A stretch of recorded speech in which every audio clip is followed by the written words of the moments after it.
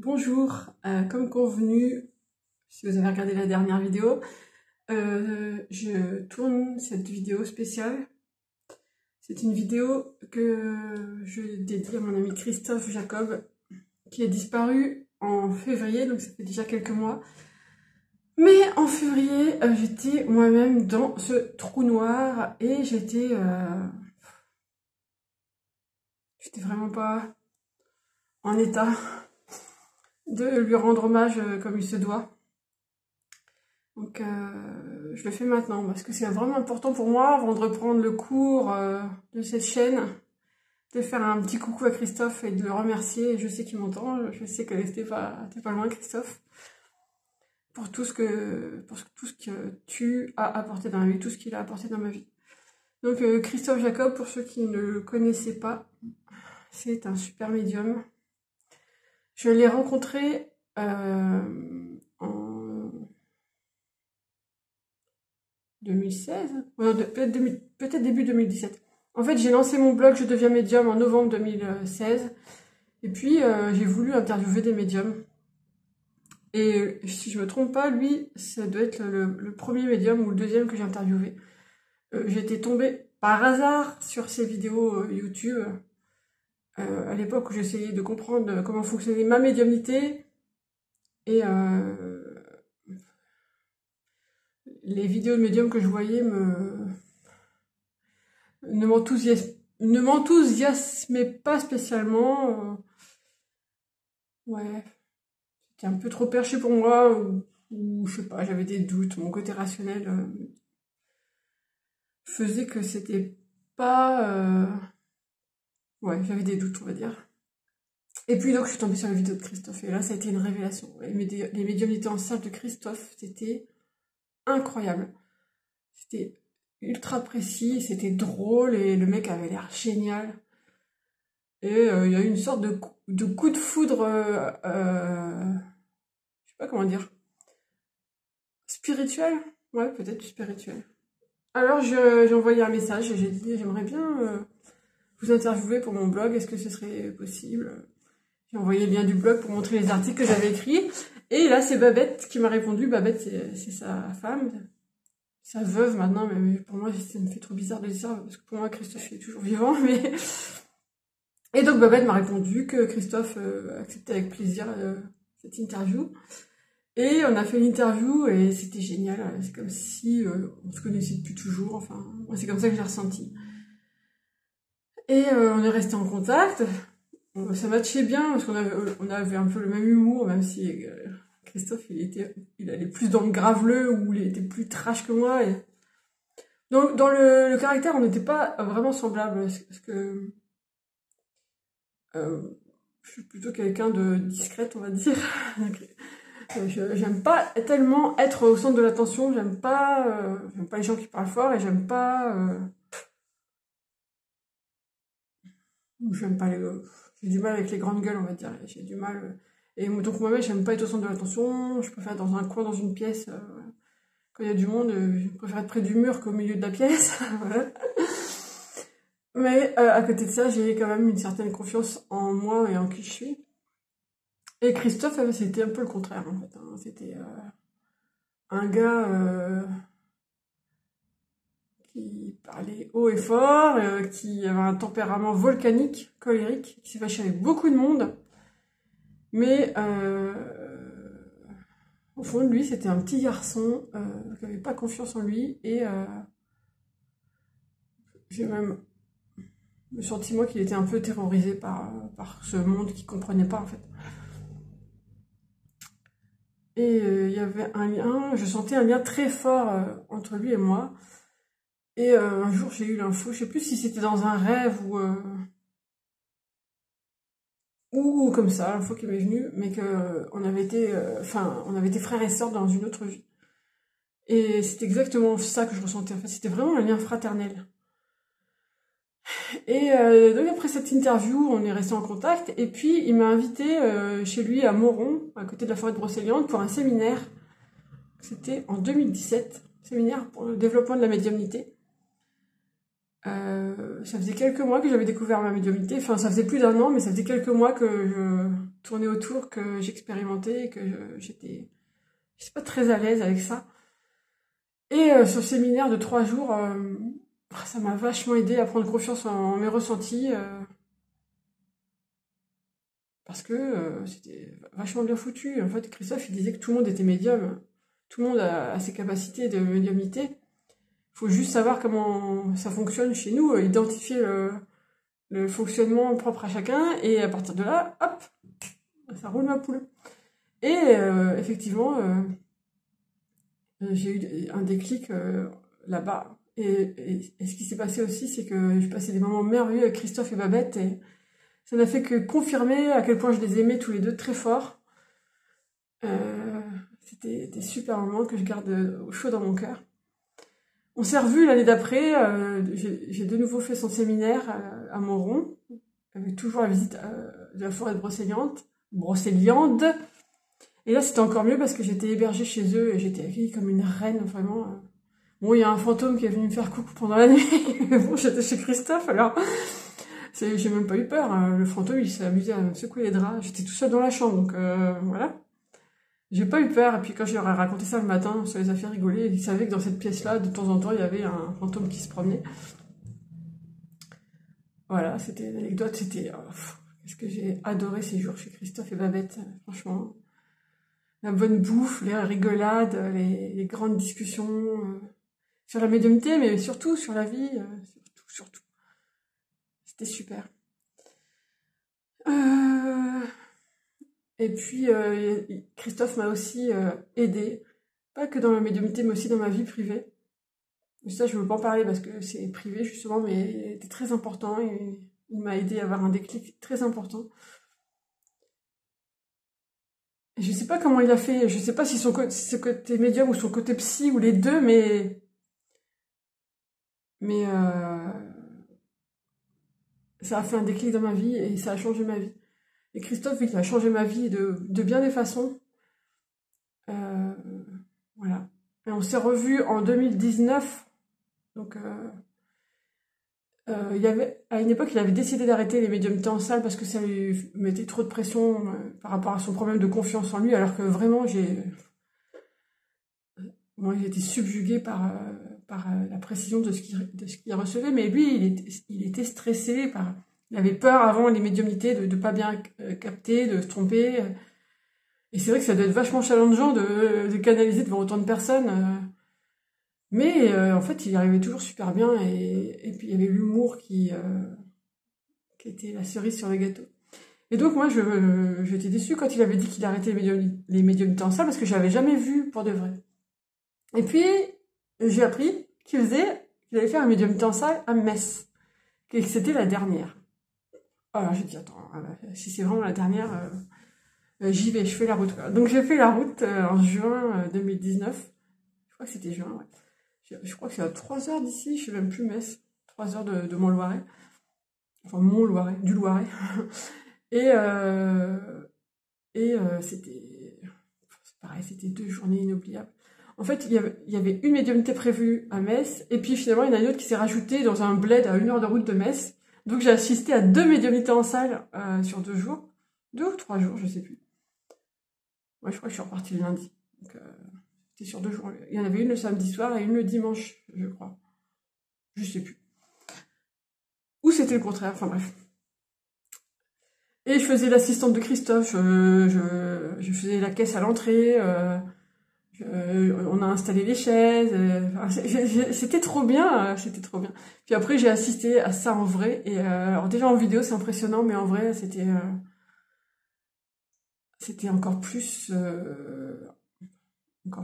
incroyable. C'est vraiment gravé dans mon cœur, c'est vraiment... Et puis, une fois que c'était fini, on est rentré, le bled qui était à 1 heure de Metz, on est rentré en voiture, donc il m'a ramené et on a discuté dans la voiture, et c'était des super moments aussi. Et c'était vraiment un gars en or, et c'est dommage qu'il soit laissé bouffer comme ça par sa colère, parce que beaucoup de gens ne voyaient que cette colère, cette agressivité qu'il avait. En même temps, c'était difficile de pas la voir, parce qu'elle le bouffait littéralement. Mais c'était un homme merveilleux, il a aidé beaucoup de monde. Il avait vraiment cette dualité en lui. Ouais. Et à la fin, j'allais dire c'est la colère qui a gagné. Je sais pas si on peut dire ça, mais je pense que non. Parce que je sais qu'il est parti en paix, apaisé. Et ça me fait plaisir. Enfin, ça me fait plaisir. J'aurais préféré qu'il parte pas. Ça te fait chier, Christophe. Pourquoi t'es parti? Pourquoi à ce moment-là, en plus? Bon, je sais bien qu'on choisit pas. Enfin, on choisit pas. Consciemment, on choisit pas sa mort. Hein, mais... Et donc, après ces 2 jours à Metz, super, 2019, hein, voilà. On était à la veille du Covid, du confinement. Donc, on s'est plus revus après, en fait. On s'est eu au téléphone, mais on s'est plus revus. Et ah si, on s'est revus à Dijon, pardon. En septembre, une autre conférence, une autre médiumnité en salle. Et il y avait aussi mon ami Jacques Birolini, astrologue. Donc, 2 mecs super réunis au même endroit. Je pouvais pas rater ça. Et c'était vraiment super aussi. Conférence, médiumnité en salle, et puis amitié. Et donc après septembre, eh ben, il y a eu ce putain de Covid et ces putains de politique sanitaire politique. Voilà, qui ont foutu le bazar. Et moi j'étais en colère déjà, ça me mettait en colère moi. Donc imaginez ce que ça pouvait bien faire à Christophe qui était déjà en colère depuis des années. Ça bouillonnait intérieurement depuis des années. Et il y avait des jets de lave, de colère qui éclaboussaient des personnes ici et là. Et quand il y a eu le Covid, il est devenu fou de colère. Mais vraiment, ça l'a ravagé de l'intérieur. Et malgré tout, il a continué à aider les gens. Il a créé une asso, les Robins du Cœur, je crois, si je me souviens bien. Il a fait beaucoup de vidéos pour aider les gens. Mais il y avait toujours cette dualité entre la colère et l'amour. Et la colère était vraiment accrochée à cette garce. Et voilà, et comme je vous ai dit, ben, cette année, depuis décembre, j'étais pas bien. Et puis, en février, j'ai appris que Christophe était à l'hôpital. Donc j'ai appelé Babette pour savoir ce qui se passait. On a discuté un peu. Mais pour moi, c'était hors de question, enfin, hors d'imagination, enfin, inconcevable que Christophe meure. Pour moi, il était à l'hôpital, bon, avec tout ce qu'il s'était énervé ces dernières années, c'était presque logique. Mais bon, bah voilà, il allait se reposer et puis ça allait aller mieux. Et puis, le dimanche 26 ou 27 février, je sais plus si c'est 26 ou 27, j'ai eu un message de mon ami Jacques qui m'a dit tu dois savoir sans doute que Christophe est à l'hôpital. Je dis oui. Et là, il me dit que les médecins sont pas très optimistes sur son état de santé. Alors, j'étais j'étais à la fois surprise et pas surprise, mais je pensais pas que c'était aussi grave. Je savais que c'était grave, mais je pensais pas que c'était aussi grave. Et puis même pas 1 heure après, même pas 1 heure après, il me renvoie un message pour me dire Christophe vient de décéder. Et là, ça m'a fait, je sais pas, un blanc. Enfin, je sais que c'est une réaction psychologique normale, c'est un truc qui est tellement inconcevable que le cerveau il se met enfin, il bloque le truc.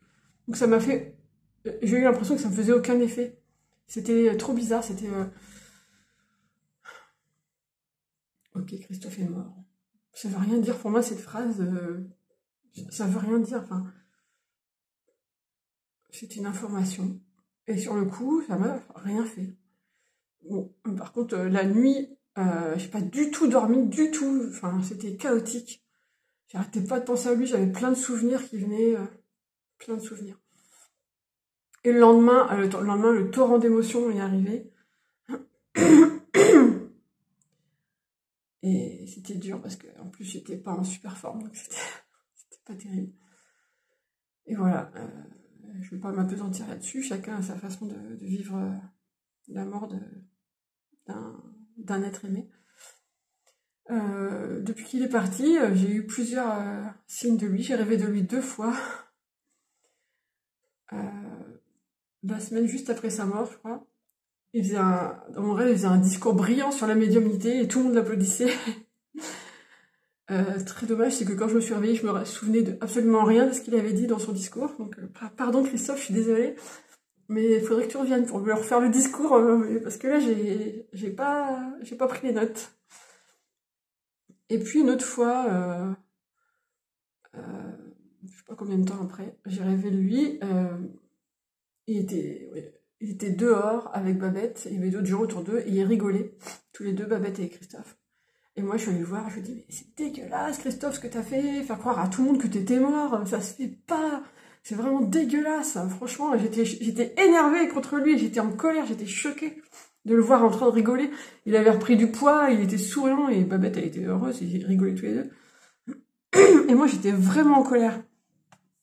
Et il m'a dit dans mon rêve, il m'a dit, tu comprendras. Et je lui ai dit, je comprendrai rien du tout, enfin, j'étais énervée.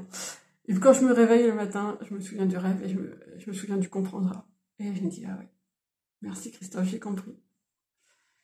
Et voilà, et depuis, j'ai eu un autre signe. J'avais demandé à une amie de jeter une rose, enfin une fleur à la mer pour lui, parce qu'elle habite, elle a une résidence secondaire là-bas, dans la presqu'île de Crozon.